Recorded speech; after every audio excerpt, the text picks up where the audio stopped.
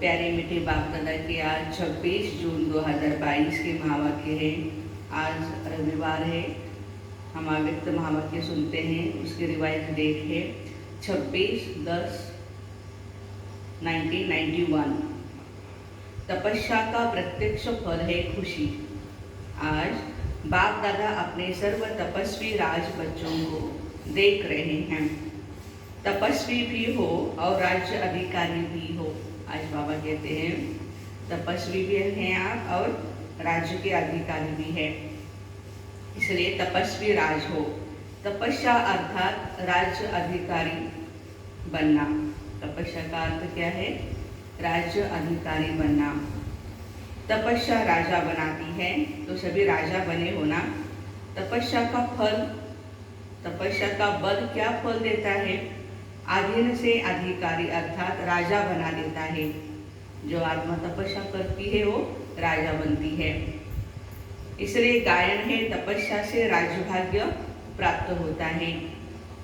तो भाग्य कितना श्रेष्ठ है, ऐसा भाग्य सारे कल्प में किसी को भी प्राप्त नहीं हो सकता। इतना बड़ा भाग्य है, सौभाग्य विधाता को ही अपना बना दिया। इतने बड़े हम भाग्यवान हैं। एक एक भाग्य अलग मांगने की आवश्यकता नहीं है। भाग्य विधाता से सर्व भाग्य वर्षे में ले लिया है ना। वर्षा कभी मांगा नहीं जाता है। सर्व भाग्य भाग्य विधाता ने स्वयं ही दिया हुआ है। तपस्या अर्थात आत्मा कहती है बाबा मैं तेरी आप मेरे। इसको ही तपस्या कहा जाता है। इसी तपस्या के बल से भाग्य विधाता को अपना बना लिया है। भाग्य विधाता बाप ही कहते हैं हाँ बच्चे मैं तेरा हूँ। तो कितना श्रेष्ठ भाग्य हो गया। भाग्य के साथ साथ स्वराज्य अभी मिला है। भविष्य विश्व का राज्य स्वराज्य का ही आधार है। इसलिए तपस्वी राज हो। बाप दादा को भी अपने हर एक राज्य अधिकारी बच्चे को देख बहुत ही हर्ष होता है। भक्ति में अनेक जन्मों में बाप दादा के आगे क्या बोला याद है या भूल गए हो? भक्ति करते समय कुछ कुछ प्रॉमिसेस किए हुए हैं या कुछ कुछ ऐसे भी बोले हुए हैं शब्द हमने। बाबा कहते हैं बार बार अपने को मैं गुलाम तेरा ही बोला है ना। बाबा कहते हैं मेरे बच्चे और गुलाम, ये कैसे हो सकता है? सर्वशक्तिमान के बच्चे और गुलाम होता है। इसलिए बाबा ने मैं गुलाम तेरा के बजाय क्या अनुभव कराया? मैं तेरा हूँ। तो गुलाम से राजा बन गए ना। तो राजा बच्चे मेरे राजा बच्चे बाबा कहते हैं। अभी भी कभी गुलाम तो नहीं बनते हो ना। गुलामपन के पुराने संस्कार कभी मर्ज तो नहीं होते हैं ना। माया के गुलाम तो होते नहीं ना। राजा कभी गुलाम नहीं बन सकता है। गुलामपन छूट गया वह कभी कभी अच्छा लगता है। तो तपस्या का बल बहुत श्रेष्ठ है। और तपस्या क्या करते हो? तपस्या में मेहनत करते हो। क्या तपस्या में मेहनत है भाई? बैठे बाबा को याद करने लगे। बाप दादा ने सुनाया था ना कि तपस्या क्या है? तपस्या अर्थात मौज बनाना, परमात्मा के साथ मौज बनाना। तपस्या अर्थात बहुत सहज नाचना और गाना। बस नाचना गाना सहज होता है या मुश्किल होता है? सहज होता है। मनोरंजन होता है वह मेहनत होती है। तो तपस्या में क्या करते हो? तपस्या का प्रत्यक्ष फल है खुशी, हैप्पीनेस। तो खुशी में क्या होता है? नाचते रहते हैं। तपस्या अर्थात खुशी में नाचना और बाप के अपने आदि अनादि स्वरूप के गुण गाना। तो ये गीत कितना बड़ा कितना सहज है। इसमें गला ठीक है या गला ठीक नहीं है इसकी भी जरूरत नहीं। निरंतर यह गीत गा सकते हो। निरंतर खुशी में नाचते रहो। तो तपस्या का अर्थ क्या हुआ? नाचना और गाना। देखो कितना बाबा सहज करके समझा रहे हैं। माथा भारी उसका होता है जो छोटी सी गलती करते हैं। देखो कोई कोई कहते योग में बैठते हैं तो माथा भारी हो जाता है। गलती करते क्या है? ब्राह्मण जीवन में कभी किसका माथा भारी नहीं हो सकता है। और यदि माथा भारी होता है, सर दर्द होता है तो क्या है? ब्राह्मण ही नहीं कहेंगे। हॉस्पिटल बनाने वालों का माथा भारी हुआ। देखो 91 में ही हमारा ग्लोबल हॉस्पिटल बना था, तो बाबा कह रहे हैं बनाते समय कुछ माथा भारी हुआ। ट्रस्टी सामने तो बैठे हैं ना, माथा भारी है। जब करण करावनहार बाप है तो आपको क्या बोझ है? ये तो निमित्त बनाकर भाग्य बनाने का साधन बना रहे हो। आपकी जिम्मेवारी क्या है?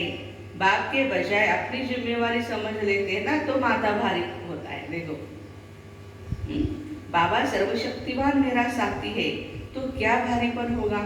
छोटी सी गलती कर देते हो, मेरी जिम्मेवारी समझते हो, तो भी माथा भारी होता है। तो ब्राह्मण जीवन ही नाचो गाओ मौज करो। सेवा चाहे वाचा करो चाहे कर्मणा करो, यह सेवा भी एक खेल है ब्राह्मणों के लिए। दिमाग के खेल में दिमाग भारी होता है क्या? तो ये सब खेल करते हो, जो बुद्धि बल का जो गेम होता है खेलते हैं, दिमाग नहीं भारी होता है ना, क्योंकि उसकी प्रैक्टिस होती है उनको। तो बाबा भी कहते हैं कि चाहे कितना भी बड़ा सोचने का काम हो, अटेंशन देने का काम हो, लेकिन मास्टर सर्वशक्तिवान आत्मा के लिए यह खेल है। ऐसे है वह थोड़ा थोड़ा करते करते थक जाते हो, मेजॉरिटी अथक बनते हो, लेकिन कभी कभी थोड़ा थक भी जाते हो। यही योग का प्रयोग सर्व खजानों को, कौन से खजाने हैं? चाहे समय, संकल्प, ज्ञान का खजाना, स्थूल तन भी अगर योग के प्रयोग की रीति से प्रयोग करो तो हर खजाना बढ़ता जाएगा। योग को प्रयोग के रूप में हम यूज करें, हमारे शरीर को भी हम प्रयोग के रूप में यूज करें, ज्ञान है, हमारी शक्तियां है, या समय संकल्प है, तो खजाना बढ़ेगा। इस तपस्या वर्ष में योग का प्रयोग किया है ना? क्या प्रयोग किया? इस एक एक खजाने का प्रयोग करो। कैसे करो? कोई भी खजाने को कम खर्चा और प्राप्ति अधिक होनी चाहिए। देखो मेहनत कम सफलता ज्यादा, इस विधि से ही प्रयोग करो। जैसे समय को व संकल्प को उठाओ, यह श्रेष्ठ खजाने हैं। तो संकल्प का खर्चा कम हो लेकिन प्राप्ति ज्यादा हो। जो साधारण व्यक्ति 2-4 मिनट संकल्प चलाने के बाद, सोचने के बाद सफलता या प्राप्ति कर सकता है, वह आप 1-2 सेकंड में कर सकते हो। जिसको साकार में ब्रह्मा बाबा कहते थे, कम खर्च बाला नसीब। खर्च कम हो लेकिन प्राप्ति 100 गुना हो। इसमें क्या होगा? जो बचत होगी, चाहे संकल्प की चाहे समय की, तो बचत को औरों की सेवा में लगा सकेंगे। दान पुण्य भी कौन कर सकता है? जिसने धन की बचत की है। धन ही नहीं है तो क्या सेवा करेगा, दान पुण्य करेगा? तो बाबा कहते हैं कि अगर अपने प्रति लगानी जितना ही कमाया और खाया तो दान पुण्य नहीं कर सकेंगे। योग का प्रयोग यही है, कम समय में रिजल्ट ज्यादा, कम संकल्प में अनुभूति ज्यादा, तब ही हर खजाना औरों के प्रति यूज कर सकेंगे। बाबा कहते हैं कम समय में, कम संकल्पों में हमें प्राप्ति ज्यादा होनी चाहिए। ऐसे ही वाणी और कर्म, कम खर्चा और सफलता ज्यादा, तभी कमाल गाई जाती है। बाप दादा ने कमाल क्या की, कितने थोड़े समय में क्या से क्या बना दिया। तब तो कहते हो कमाल कर दी। एक का पदम गुणा प्राप्ति का अनुभव करते हो, तब कहते हो बाबा आपने तो कमाल कर दिया। जैसे बाप दादा का खजाना प्राप्ति और अनुभूति ज्यादा कराता है, ऐसे आप सब भी योग का प्रयोग करो। मधुबन में भी जाते हैं तो बाप दादा से मिलन मनाते हैं, तो कितनी प्राप्ति होने लगती है, खजाने बढ़ने लगते हैं। तो यही गीत नहीं है कि बाबा आपने कमाल कर दिया, आप भी तो कमाल करने वाले हो ना। देखो बाबा तो कमाल करते हैं, लेकिन बच्चों को भी कमाल करके दिखानी है। करते भी हो, लेकिन तपस्या के चलते हुए समय में मेजॉरिटी के रिजल्ट क्या देखी? तपस्या का उमंग उत्साह अच्छा है, अटेंशन भी है, सफलता भी है। देखो लेकिन स्वयं के प्रति सर्व खजाने यूज ज्यादा करते हो। जो समय, संकल्प, श्वास, शक्तियां है, वो हम अपने प्रति ज़्यादा यूज करते, सेवा के प्रति कम करते या दूसरों के प्रति। अपनी अनुभूतियाँ करना ये अच्छी बात है, लेकिन तपस्या वर्ष स्वयं के प्रति और विश्व के प्रति दिया हुआ है, सिर्फ स्वयं के प्रति नहीं दिया है। तपस्या के वाइब्रेशंस विश्व में और तीव्र गति से फैलाओ। जो सुनाया कि योग के प्रयोगों को और अनुभव की प्रयोगशाला में प्रयोग की गति को बढ़ाओ। वर्तमान समय सर्व आत्माओं को आवश्यकता है आपके शक्तिशाली वाइब्रेशंस द्वारा, वायुमंडल द्वारा परिवर्तन होने की। आपके शक्तिशाली वाइब्रेशंस, वायुमंडल, इसकी आज जरूरत है लोगों को भी। इसलिए प्रयोगों को और बढ़ाओ। सहयोगी बच्चे भी बहुत हैं। यह सहयोग ही योग में बदल जाएगा। जो सहयोगी है वो योगी बनेंगे। एक है स्नेही, बाबा के बच्चों में भी फर्क है। एक है स्नेही, दूसरा है सहयोगी, हाँ? और तीसरा क्या कहेंगे? योगी। तो सहयोगी योगी और तीसरे है निरंतर योगी प्रयोगी। एक स्नेही सहयोगी है, दूसरा सहयोगी योगी है और तीसरा है निरंतर योगी जो प्रयोग करते हैं। अभी अपने से पूछो, मैं कौन? स्नेह से सहयोग देने वाला हूँ या सहज योगी हूँ मैं, या योग के प्रयोग करने वाला हूँ? देखो अपने आप को पूछो। लेकिन बाप दादा को तीनों ही प्रकार के बच्चे बहुत प्रिय लगते हैं। कई बच्चों के वाइब्रेशंस बाप दादा के पास पहुंचे हैं। भिन्न भिन्न प्रकार के वाइब्रेशंस हैं। जानते हो कौन सी बात बाप के पास पहुंची है? इशारे से समझने वाले हो ना। इस तपस्या वर्ष पे जो कुछ हो रहा है इसका क्या कारण है? बड़े बड़े प्रोजेक्ट कर रहे हो, इसका कारण क्या है? कोई समझते हैं यही तपस्या का फल है, कोई समझते तपस्या वर्ष में यह क्यों दोनों वाइब्रेशंस आते हैं। जो बड़े बड़े प्रोजेक्ट कर रहे हैं अभी ये क्यों करें, बाद में हम दूसरे साल भी कर सकते हैं, अभी तो सिर्फ तपस्या करें हम, वगैरह वगैरह। तो बाबा के वाइब्रेशंस आते हैं। लेकिन यह समय की तीव्र गति और तपस्या के वाइब्रेशन से आवश्यकता का पूर्ण होना, ये तपस्या के बल का फल है। जो भी हमारी आवश्यकताएं हैं वो भी पूर्ण होती है तपस्या के बल से। फल तो खाना पड़ेगा ना। यह ड्रामा दिखाता है तपस्या सर्व आवश्यकताओं को समय पर सहज ही पूर्ण कर देती है। कोई भी ऐसे नहीं कह सकता है कि मेरी आवश्यकताएं पूरी नहीं होती है। जो आत्मा तपस्या करती है उसको सब कुछ मिल जाता है। समझा? क्वेश्चन नहीं उठ सकता यह क्यों हो रहा है। तपस्या अर्थात सफलता, सहज अनुभव हो। आगे चलकर असंभव कैसे सहज संभव होता है, यह अनुभव ज्यादा से ज्यादा करते रहेंगे। विघ्नों का आना यह भी ड्रामा में आदि से अंत तक नूंद है। यह विघ्न भी असंभव से संभव की अनुभूति कराते हैं और आप सभी तो अनुभवी हो ही है। इसलिए विघ्न भी खेल लगता है। जैसे फुटबॉल का खेल करते हो ना, तो क्या करते हो?